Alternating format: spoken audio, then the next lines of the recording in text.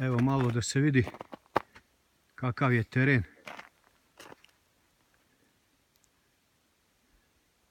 Kojim se krećemo. Iznad nas je tara. Idemo obroncima tara.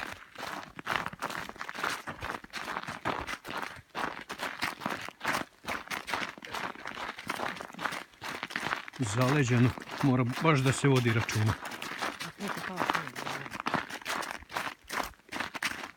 Ima sneg, ali ispod snega su zaleđene flekice, pa noga lako isklizne.